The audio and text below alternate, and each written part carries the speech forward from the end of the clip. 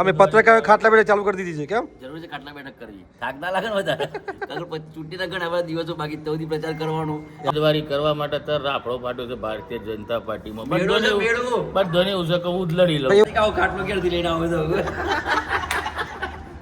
કાકા આ ગાડીઓ આટલી બધી કેમ જાય છે? કોઈ એસપી બેસપી આવે? મેં કીધું એસપી નથી આવતું, ભૂપેન્દ્ર પટેલ આવે છે. એ કોણ કહેવાય? દાઢીવાળા પેલા ટીવીમાં આવે. ગુડ મોર્નિંગ, આપ સૌનું સ્વાગત છે મસ્ત મજાના વ્લોગમાં. આજે વ્લોગની શરૂઆત થઈ રહી છે ઘરેથી. 12 વાગ્યા છે. દવાખાનાનું કામ પતાવી પાછા આવી ગયા હતા. ખાસ કરીને જો આપણે ઘરે છીએ અત્યારે, બાળકો આજે ગયા નથી શાળાએ, આજે એમની રજા રાખી છે. સરસ મજાનું ઊંઘ લીધી. જો આ બેઠા છે બધા. કન્વીને પૂછે બેટા શું કર્યું કયો આજે? આજે સ્કૂલમાં રજા હતી અને સાંજે એમને ચાલુ હતી એટલે એમને રજા પાડી હે ને રમવા માટે સ્પેશિયલ. બોલો. કોની ઘેર જવાની છે ને, પછી અમને રમવા નહીં મળતું ને એટલે મેં આજે રજા પાડી. અમને રમવા માટે રજા પાડવામાં આવી છે, રાઈટ? સવારની સ્કૂલ હતી જો કે શનિવાર. કામ તો કોની પહેલી વખત આપણે મંદિરે બી જવાનું છે પાછું શનિવાર સાકરિયા. અને એક ભાઈ છે ને સ્પાઈડરમેન ગેમ રમે છે. જો આ કંટ્રોલર રાખ્યું છે. હા, કઈ ગેમ રમો છો બેટા? સ્પાઈડરમેન. સ્પાઈડરમેનનું નવું પિક્ચર ક્યારે આવવાનું છે? નહીં ખબર? આવવાનું છે. સરસ સરસ. બેસ્ટ. બોલો, રમવા માટે રજા રાખી છે. ચલો, મજા આવી ગઈ. ચલો, સરસ, વેરી ગુડ. બસ આપણે હવે થોડું જમી લઈએ. જમીને પછી દાળ ભાત બનાવ્યા છે. દાળ ભાત ખાઈ અને જઈએ ઓફિસ. આપણે બસ ઓફિસે આવી ગયા છીએ અને ઓફિસે આવીને નવું બધું જાણવા મળ્યું છે. ખાસ કરીને સ્થાનિક સ્વરાજની ચૂંટણી છે એ વિશે સમીરભાઈ બેઠા છે, સંકેતભાઈ આવી રહ્યા અને રાકેશભાઈ. એક મિનિટ જો, ખાટલા બેઠક ચાલુ થઈ ગઈ છે. કોઈ કશું બોલવું નહીં. અમે પત્રકાર ખાટલા બેઠક ચાલુ કરી દીધી છે. કેમ જરૂર છે ખાટલા બેઠક કરવી? થાક ના લાગે ને વધારે? ચૂંટણીના ઘણા બધા દિવસો બાકી તેથી પ્રચાર કરવાનો, સમાચાર કરવાના. સાચી વાત, સાચી વાત. એટલે મેં તો બોલવાનું. હા, બોલ બોલ. ઉમેદવારી કરવા માટે તર રાફડો ફાટ્યો છે ભારતીય જનતા પાર્ટીમાં. બધાને એવું છે કે હું જ લડી લઉં. એવું તો સેમ બધી પાર્ટીઓમાં એવું હોય. ના અત્યારે ભાજપનું ભાજપનું દેખાય. કોંગ્રેસની વાર છે, કોંગ્રેસ ઊંઘી છે. ના ઊંઘી નહીં. ઊંઘી છે એ પણ બધા ડેલિકેટ. ભાજપ કેવું છે ભાઈ? ભાજપ સત્તામાં છે. સત્તામાં હોય એટલે શું કરે, લોકોને ફાયદો થાય કે ભાઈ અમે જલ્દી જીતી જવાય એવું હોય એટલે સ્વાભાવિક છે કે ઉમેદવાર વધારે આવવાના છે, રાઈટ? મહેનત ઓછી કરવી પડે. હા, ચલો પાણી આવી ગયું છે. હા, બોલો. ભાજપમાં શું થયું? મહેનત ઓછી કરવી પડે, પૈસાનો ખર્ચો ના થાય. કારણ એક જ છે ઉપર મોદી સાહેબ બેઠેલા છે. મોદીના નામથી વોટ મળવાના છે. પછી ગમે તે ઉમેદવાર હોય. કેવું છે ખબર છે? બરાબર છે. પણ કેવું છે, મતદારો એટલા હોશિયાર હોય છે ને, મેં નજરે જોયેલું છે કે જ્યારે લોકોને માહોલ બી લાગતો હતો ને ત્યારે બી પરિણામ બદલાઈ ગયા. આપણે એક તરફી ક્યારે હોતું નથી. પત્રકાર તરીકે જાણીએ છીએ કે ભાઈ માહોલ હોય, આમ જબરજસ્ત જુવાડ હોય, પણ મતદારો છે ને બહુ શાતિર, બહુ હોશિયાર હોય છે. પછી જે સમીકરણોનો જે ટિકિટ ફાળવણીના હોય છે એ પણ ખૂબ ધ્યાને લેવાતા હોય છે. મતદારો બધું જ ધ્યાન રાખતા હોય છે. કોનું કેવું પ્રભુત્વ છે, કોણ જીતીને આવશે, એનું કેવું પ્રભુત્વ રહેશે, કેવો વિકાસ છે. મેઇન વસ્તુ તો વિકાસ જ છે, રાઈટ? એટલે કેવું છે કે જાગૃત વ્યક્તિ આવે ને એ ખૂબ જરૂરી છે. આ વખતે સાહેબ સીટો પર બહુ બધી માથાકૂટ રહે, કારણ કે અનામત સીટોની જે ફાળવણીથી છે ને એમાં કાઠું કોમ છે. બીજું કે સામાન્ય બેઠક હોય ને, સામાન્ય બેઠકો જ્યાં અત્યાર સુધી અનામત હતી, હવે સામાન્ય બેઠક આવે ને કેવું થાય કે જે લોકો અત્યાર સુધી જે પાર્ટી માટે કામ કર્યું હોય કે જે બેસી રહ્યા હોય એ લોકો આવે, શું કહેવાય, મેદાનમાં.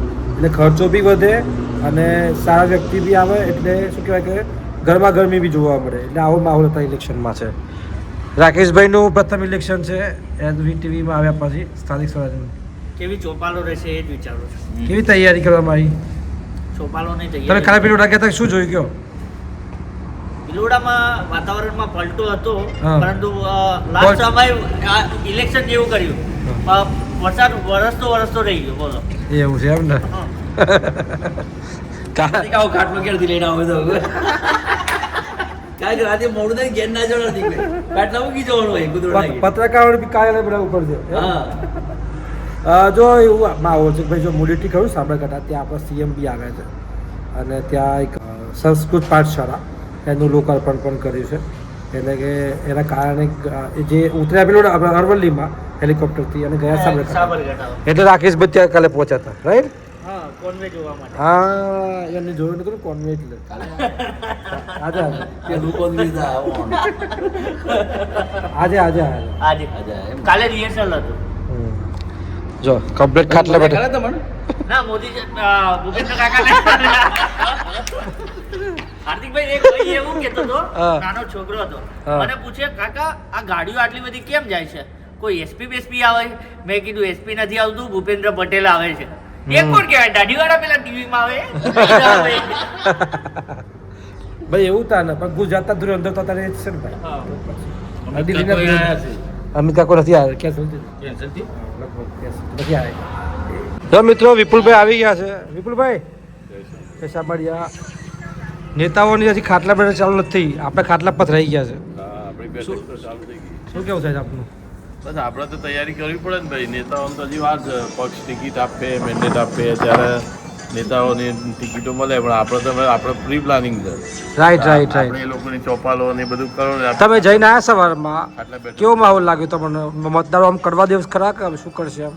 મતદારો અત્યારે તો કેવો છે, કોંગ્રેસ અને ભાજપ બે ના મતદારો હતા ભાઈ. એવું હતું એમ? હા, બંને પક્ષ હા એટલે આપણે બેલેન્સ કરવું પડે. બેલેન્સ કરવું પડે. એટલે અમુક મતદારો કે ભાઈ વિકાસ નથી થયો, હા. અમુક મતદારો કે ભાઈ વિકાસ થયો છે. થયો છે.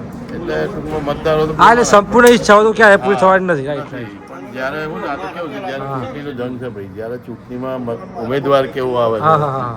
એના ઉપર મેઇન આધાર છે.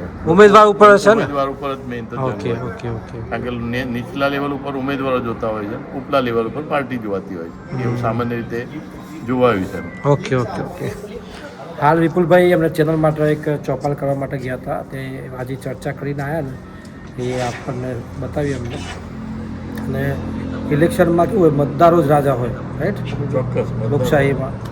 અને આ જે ચૂંટણીઓમાં ઉમેદવારની ગણતા હોય છે કે ઉમેદવાર કેવું છે. મિત્રો જો આ બીજો દિવસ છે, નેક્સ્ટ દિવસ છે. આપણે ગઈકાલે જે ચૂંટણીની ચર્ચા થઈ ત્યારબાદ વ્લોગ નહોતા કરી શક્યા.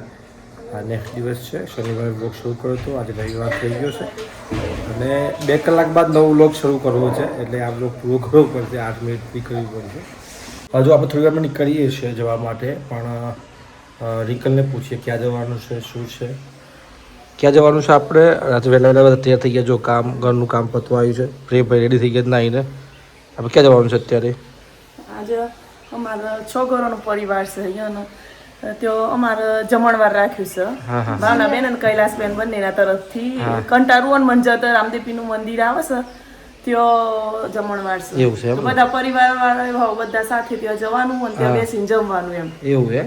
જમવાનું બધું ડીશ ઉપર આપી દીધું છે. હા હા હા. તો ત્યાંથી આવી જશે. બહુ સારું કહેવાય. બેસીને પરિવાર એક સાથે બધા બેસીને જમવાનું એમ, જોડે બેસીને જમવાનું. હા એક મજા છે, મોટો પરિવાર હોય અને આ એક મજા છે એમ. હા વાત સાચી છે. હો. હસી અને ખુશી કેવું છે બધા. કે આપણે આખું પરિવાર ભેગું થશે, ત્યાં જમશે, બધા આનંદ કરશે. અને એ વસ્તુ તમને નેક્સ્ટ વ્લોગમાં જોવા મળશે, કારણ કે આજનો આ વ્લોગ પૂરો કરવો છે આપણે. કારણ કે ગઈકાલે શરૂઆત કરી હતી, પૂરો નહોતો કર્યો, એટલે આજે શનિવારે વ્લોગ શરૂ કર્યો હતો અને રવિવારે વ્લોગ પૂરો થઈ ગયો છે. હા એટલે કલાક 2 કલાક પછી વ્લોગ નવો શરૂ કરીશું, તો તમે જરૂરથી જોજો. પરિવાર સાથેનો જમણવાર અને પરિવાર સાથેનું મિલન, કેમ કે અમે બધા કેવું હોય, અમે મોડાસા રહીએ છીએ, બીજા અન્ય પરિવાર મોડાસા રહેતા હોય, બધા ત્યાં ભેગા થશે. બધા આજે રવિવારની રજા છે એટલે સ્વાભાવિક છે કે ખૂબ આનંદ કરવાનો છે. બધા મસ્તી ફૂલ એન્જોય. તો ત્યાં થઈ ગયો. તો મિત્રો સરસ મજાનો વ્લોગ અહીં પૂરો કરીએ છીએ આપણે. અને જો આપને આ પ્રકારના વ્લોગ પસંદ આવતા તો જરૂરથી ચેનલની એક મુલાકાત કરજો. આપ સૌનો ખૂબ ખૂબ આભાર વ્લોગ જોવા માટે. આપ સૌને રામ રામ, જય માતા.